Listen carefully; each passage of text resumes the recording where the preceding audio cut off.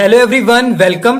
तो आज इस वीडियो में हम डिस्कस करने वाले हैं डी ब्रोगली इक्वेशन के बारे में। ओके, तो इसको स्टार्ट करने से पहले हम थोड़ा सा इसके बारे में हिस्ट्री देख लेते हैं। ओके, ये क्यों इक्वेशन इन्वेंट हुई थी। ओके, तो देखो, अब जो हमारे एल्बर्ट आइंस्टाइन थे उन्होंने बोला कि जो लाइट होती है ना, ओके, सिंपल जो लाइट होती है वो क्या है, उसके दो करैक्टर होते हैं, वो दो करैक्टर शो करती है। एक तो क्या है, उसका वेव करैक्टर होता है, एक दूसरा होता है पार्टिकल करैक्टर। ओके, वो पार्टिकल भी है मतलब लाइट, और वेव भी है। ओके, तो इसलिए उन्होंने बोला कि जो लाइट होती है ना उसका ड्यूअल नेचर होता है। ओके, ड्यूअल करैक्टर होता है। ड्यूअल का मतलब दो करैक्टर हो सकते हैं, एक तो वेव वाला, एक पार्टिकल वाला। ओके, वो थर्मोडायनेमिक्स पे आपको मिल जाएगा। ओके, थर्मोडायनेमिक्स पे ये सब कुछ बताया गया। फिर ना 1924 में डी ब्रोगली आया, उसने बोला कि जैसे लाइट का ड्यूअल करैक्टर होता है, ओके, वो पार्टिकल की तरह बिहेव भी करती है और वेव की तरह बिहेव भी करती है।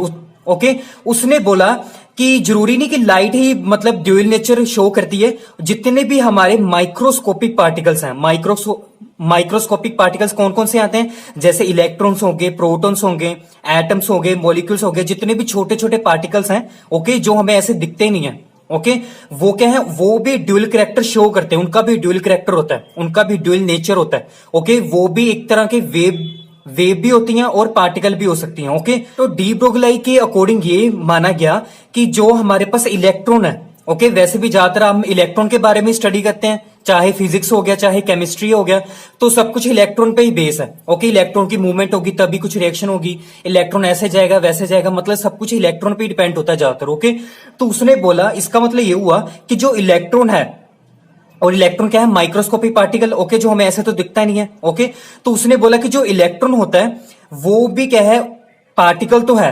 ओके, ये क्या है, वेव की तरह भी एक्ट करता है। ओके, फिर इसके बेस पे ना कितने सारे एक्सपेरिमेंट किए गए, तभी हमें पता चला कि जो हमारे पास इलेक्ट्रॉन होता है ना, उसका ड्यूअल नेचर होता है, एक तो पार्टिकल नेचर और एक क्या होता है, वेव नेचर होता है। ओके, वो हम तो डिस्कस करने वाले नहीं है। ओके, एक्सपेरिमेंट सीधा उसने ये बोला, डी ब्रोगली ने, कि जितने भी हमारे पास छोटे छोटे पार्टिकल्स हैं, माइक्रोस्कोपिक पार्टिकल्स हैं, वो भी क्या है, ड्यूअल करैक्टर उनका होता है, वो भी पार्टिकल की तरह एक्ट करते हैं और वेव की तरह एक्ट करते हैं। ओके, तो स्टार्ट करते हैं अब इक्वेशन। ओके, तो यहां पे डी ब्रोगली ने कहा कि जितने भी हमारे पास मटेरियल पार्टिकल्स होते हैं, ओके, जितने भी हमारे पास मटेरियल पार्टिकल्स होते हैं, मटेरियल पार्टिकल क्या होते हैं, जिनका कुछ मास होता है। ओके, जितने भी मटेरियल पार्टिकल्स हैं, जब वो मोशन में आते हैं, जब वो मूव करते हैं, तो क्या करते हैं, वो वेव अपना नेचर भी छोड़ते हैं, मतलब वेव नेचर, मतलब वेव करैक्टर भी हमें शो करते हैं। ओके, तो इसके अकॉर्डिंग उसने बोला, यहां पे डेफिनेशन लिखो, all material particles in motion possess wave characteristics।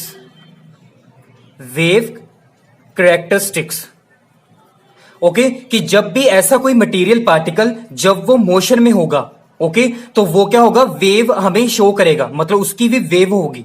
Okay, वैसे तो पार्टिकल तो दिखेगा हमें, वो वेव भी शो करेगा अपने साथ मूवमेंट में। ओके, उसने ये बताया। अब क्या है, इस डी ब्रोगली के अकॉर्डिंग क्या है कि जो वेवलेंथ होती है हमारे पास, वेवलेंथ होती है डेट, जिसको हम रिप्रेजेंट करते हैं लैम्ब्डा से ऐसे। ओके, उसने बोला कि जो वेवलेंथ होती है पार्टिकल की, जिसका कुछ मास हो m, वो अगर वो कुछ वेलोसिटी मतलब v वेलोसिटी से मूव करती है, तो उसकी जो वेवलेंथ होती है वो किसकी इक्वल आती है, h/mv के। वो किसकी इक्वल आती है, h/mv के। इसको हम ऐसे भी लिख सकते हैं h/p। p क्या होती है, मोमेंटम। p क्या होती है, मोमेंटम। मोमेंटम का फॉर्मूला आपने फिजिक्स में पढ़ा होगा, क्या होता है, मास इंटू वेलोसिटी। ओके, वो आ गया हमारे पास मोमेंटम। तो उसने बोला कि जब भी हमारे पास कोई ऐसा पार्टिकल, ओके, जब वो किसी वेलोसिटी से मूव कर रहा है और उसका कुछ मास है m, ओके, तो उसकी जो वेवलेंथ होगी, वो वेव तो शो करेगा ना, अब वेव की तो वेवलेंथ होगी, तो उसकी जो वेवलेंथ होगी वो किसकी इक्वल होगी, h/mv के। ओके, तो ये है हमारे पास de Broglie equation, lambda is equal to h/mv।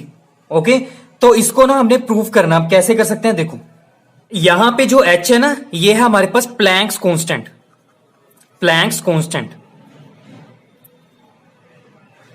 Okay, अब देखो यहां पे हम डेरिवेशन करेंगे डी ब्रोगली इक्वेशन की, तो यहां पे लिखो डेरिवेशन, कि ये कैसे फॉर्मूला ड्राइव किया डी ब्रोगली ने। ओके, तो यहां पे कितने सारे साइंटिस्ट के थ्योरीज आई थी, उन्हें उन्हें कंबाइन करके फिर ये रिलेशन निकाला गया, फिर ये इक्वेशन निकालेगी। ओके, तो देखो यहां पे पहले यहां पे प्लैंक कांस्टेंट है ना, तो प्लैंक की थ्योरी भी आई। So according to Planck, okay, उसने बोला कि जो हमारे पास लाइट होती है, ओके, लाइट में फोटोन्स होते हैं, फोटोन से ही लाइट बनती है ना, तो उसने बोला कि जो लाइट का पार्टिकल है जिसको हम फोटोन कहते हैं, फोटोन की कुछ एनर्जी होती है, ओके, और वो जो फोटोन होता है उसकी कुछ वेव होती है, ओके, और उस वेव की कुछ फ्रीक्वेंसी होती है जिसको हम म्यू बोलते हैं, ओके, और उसकी एनर्जी कितनी होती है हमारे पास अकॉर्डिंग टू प्लैंक, जो एनर्जी होती है, एनर्जी ऑफ फोटोन, वो किसकी इक्वल आती है,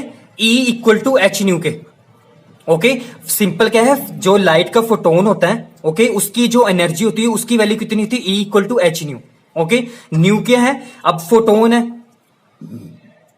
फोटोन किसके अंदर है, लाइट, लाइट क्या एक वेव है ना, ओके, तो उस वेव की जो फ्रीक्वेंसी होगी उसको हमने बोला न्यू है वो। ओके, तो इसको फर्स्ट इक्वेशन लेट कर लो। ओके, नाउ नेक्स्ट थ्योरी आती है आइंस्टाइन की।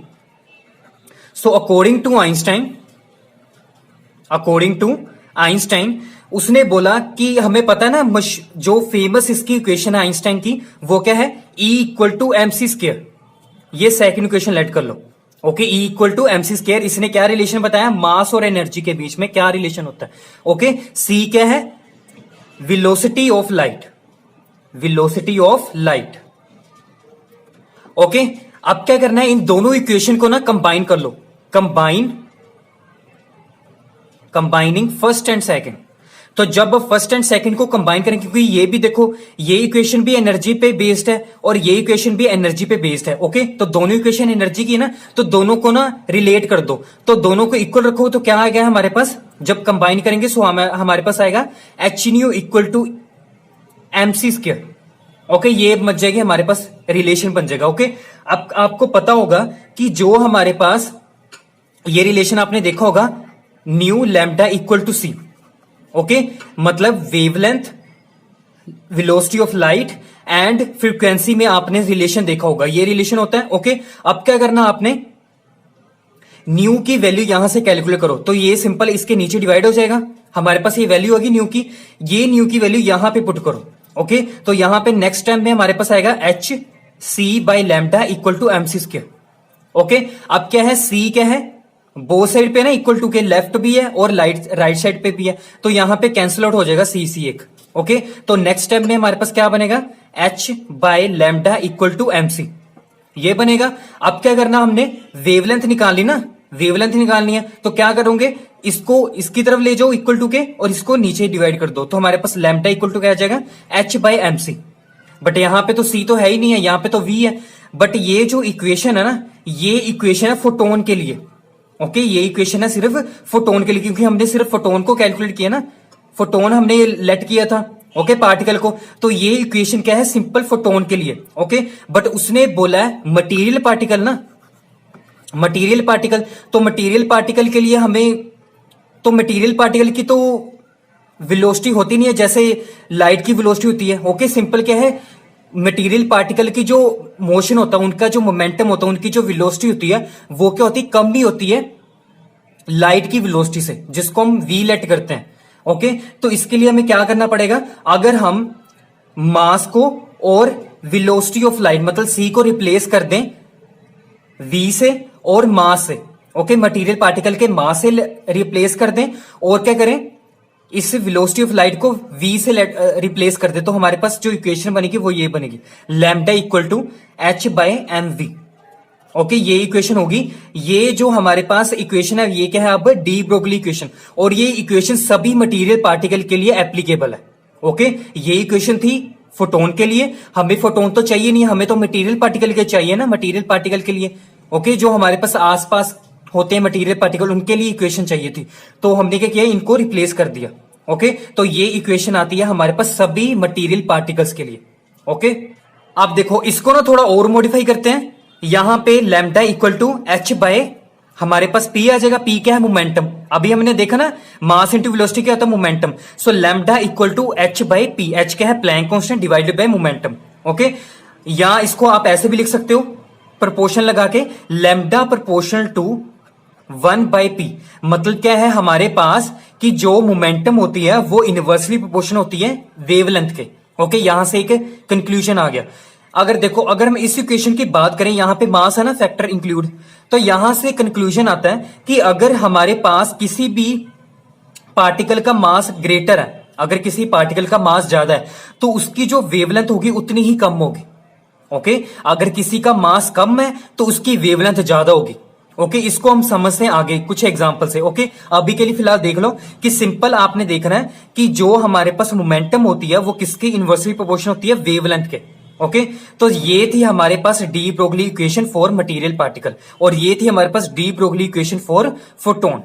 ओके, अब हम देखते हैं कि इस इक्वेशन का सिग्निफिकेंस क्या है। ओके, इस इक्वेशन की इंपॉर्टेंस क्या है डेली लाइफ में। ओके, वो देखते हैं। तो अगर हम बात करते हैं कि डी ब्रोगली इक्वेशन की इंपॉर्टेंस क्या है हमारी डेली लाइफ में, सिग्निफिकेंस क्या है, तो इसका कोई भी सिग्निफिकेंस नहीं है, कोई भी इंपॉर्टेंस नहीं है हमारे डेली लाइफ में। क्यों? क्योंकि ये जो इक्वेशन है सिर्फ माइक्रोस्कोपिक पार्टिकल्स के लिए एप्लीकेबल है, हमारे मैक्रोस्कोपिक बॉडीज के लिए एप्लीकेबल नहीं है। हम जो बॉडीज हैं वो क्या है, मैक्रोस्कोपिक है, बड़ी बड़ी लार्ज साइज की, क्योंकि हमारा मास क्या है, बहुत ज्यादा होता है। ओके, 40-50 क्विंटल, मतलब कितना सारा वेट होता है हमारा। ओके, तो जो हम क्या है, मैक्रोस्कोपिक पार्टिकल है, हम क्या है, मैक्रोस्कोपिक पार्टिकल है। ये मैक्रोस्कोपिक बॉडीज के लिए एप्लीकेबल नहीं है, सिर्फ क्या है, माइक्रोस्कोपिक के लिए एप्लीकेबल है, बॉडीज के लिए। ओके, जैसे इलेक्ट्रॉन, प्रोटॉन, मोलिक्यूल्स, एटम्स, ये इन सभी के लिए इक्वेशन एप्लीकेबल है, हमारे लिए एप्लीकेबल नहीं है। क्यों? क्योंकि मैंने अभी आपको थोड़ा हिंट दे दिया। क्या? क्योंकि जब देखो हमारा मास बहुत ज्यादा होता है। ओके, अगर हमारा मास बहुत ज्यादा है तो हमारी जो वेवलेंथ होगी, ओके, जो वेव करैक्टर होगा वो उतना ही कम होगा। देखो, हम अगर कितनी मर्जी स्पीड से भाग ले, ओके, मतलब जितनी मर्जी स्पीड से भाग लें, तो हमें क्या है, दूसरे बंदे को हमारे साथ जो वेव एसोसिएट होगी वो नहीं दिखेगी कभी भी, जिंदगी में कभी भी नहीं दिखेगी। क्यों? क्योंकि हमारा क्या है, मास ज्यादा है, और मास और वेवलेंथ आपस में क्या है, इनवर्सली प्रोपोर्शन में है। तो अगर किसी पार्टिकल का, अगर किसी बॉडी का मास ज्यादा है तो उसकी वेवलेंथ हमें कभी भी नहीं दिखेगी जिंदगी में। ओके, इसका मतलब ये होगा। तो आप जितनी मर्जी स्पीड से भाग लो, आपका जो वेव करैक्टर होगा कभी भी दूसरे बंदे को नहीं दिखेगा। ओके, तो हम कह सकते हैं कि जो डी ब्रोगली इक्वेशन है वो हमारी बॉडीज के लिए, मतलब मैक्रोस्कोपिक बॉडी के लिए कोई भी इंपॉर्टेंस नहीं रखती, जीरो इंपॉर्टेंस है। सिर्फ किसके लिए इंपॉर्टेंस है, माइक्रोस्कोपिक के लिए। ओके, क्योंकि माइक्रोस्कोपिक का मास बहुत ही कम होता है, मतलब नेगेटिव में होता है, नेगेटिव में होता है ना। जैसे हम बात कर लेते हैं, इलेक्ट्रॉन का मास कितना होता है, 9.11 इंटू 10⁻⁻35 -35 होता है। ओके, माइनस में मास है इसका। ओके, मतलब बहुत कम मास है, तो बहुत कम मास होगा तो उसकी, अगर वो मोशन में आएगा ना तो उसकी वेवलेंथ दिखेगी हमें। ओके, तो ये थी इंपॉर्टेंस, ये था सिग्निफिकेंस। आपको ना एक थोड़ा सा अलग मैं कंसेप्ट बताता हूं, इंटरेस्टिंग होगा। आपने शायद फ्लैश सीरीज है, उसमें फ्लैश एक बंदा है, ओके, सुपर हीरो है, उसके पास सुपर नेचुरल पावर है। वो क्या है, लाइट की स्पीड के अप्रोक्सीमेटली मोशन में आता है, मतलब इतनी स्पीड से वो मूव करता है। ओके, जब वो मूव करता है ना, पता ही लगता है वो किस स्पीड से निकल गया, कब निकल गया, हमारे करीब से हमें पता नहीं लगेगा। ओके, वैसे तो ये सिंपल क्या है, इमेजिनेशन है, कोई भी ह्यूमन जो है वो इतनी स्पीड से भाग नहीं सकता, comparable to speed of light, उससे कम भी भाग सकता है। ओके, उसकी इतनी वेलोसिटी नहीं हो सकती लाइट की वेलोसिटी के कंपैरिजन में। ओके, तो ये सिंपल इंटरेस्टिंग फैक्ट मैंने बता दिया कि फ्लैश था वो इतनी स्पीड से भाग सकता है, अप्रोक्सीमेटली स्पीड ऑफ लाइट के। ओके, तभी उसका वेव नेचर दिख सकता हमें। तो ये थी हमारी D Broglie equation. So I hope ये वीडियो अब आपको हेल्पफुल रही होगी। सो ऐसे ही वीडियोस के लिए प्लीज चैनल को सब्सक्राइब जरूर करें, and thank you for watching.